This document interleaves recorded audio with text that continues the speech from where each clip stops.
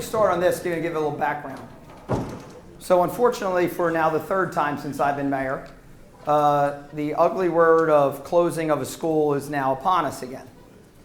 I have been very outspoken in the years past about closing of not just Evans, but any school in our town. Closing of a school is not an excuse because there's overspending.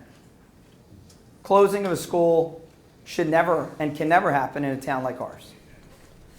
When you start looking at some of the reasons of which have been stated about closing of a school, it's been, well, enrollment is low. Well, enrollment is low all over the state of New Jersey, not just here. Medford and Voorhees alone, enrollment has declined at a rate almost double of ours. Closing of a school, what does it really mean? What would it mean to us as a community? Well, for somebody that's lived here all of my life, I don't want to wake up and see Evans School closes on the cover of the Burlington County Times.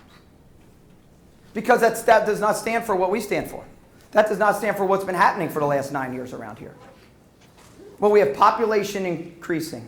We have ratables increasing. We have a community that is growing and getting closer and closer every day. We have community events after community events.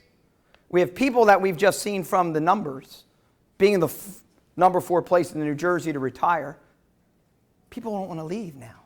They want to stay here. They love what we do here. Whether it comes from our community policing task force, whether it comes from what we do with the Evesham Celebrations Foundation.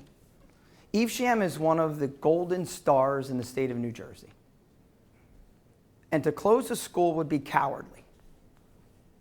And I'm not directing these comments at the school superintendent or the administration.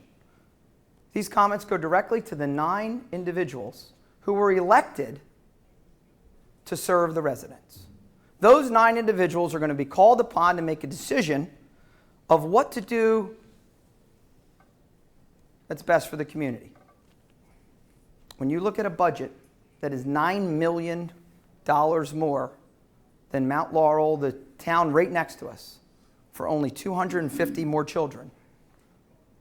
The issue isn't overcrowding, undercrowding. The issue isn't low enrollment. The issue is a spending issue. And that's an issue that has to get under control. And as a township, we have said for how many years, let's partner and take a look at health insurance. Let's take a look at redevelopment zones. How can we find a solution to this?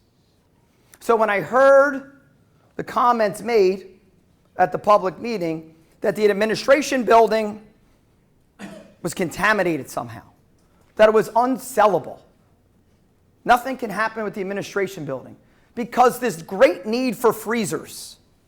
Because I guess the only place in Marlton that freezers work are in the administration building. Or the only place that piece of ground next to Mall and Gateway Apartments that has computer logistics that another thing can't be moved is there. So what I asked when we found out these myths truths, bad word, when we found out what was being said, we wanted to get to the bottom of it. So I came in on Monday and I sat with Leah and Nancy. And we called Chris Raymond of ARH, who has been the engineer on site for a decade. Now, is there some contamination? It is on a school-owned piece of property across the street on Oak Avenue. The administration building itself is clean. It sits in our rehabilitation zone. And to me, prime for redevelopment.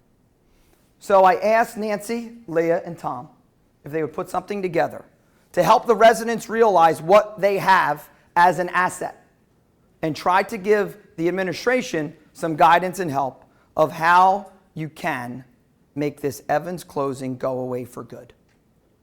Closing of a school is not an answer when you're $1 million in the hole on an $83 million budget. I'm going to turn the floor over to Tom. Tom's going to go through this. Council, any and all questions you have, please fire away while we have this on the floor, please.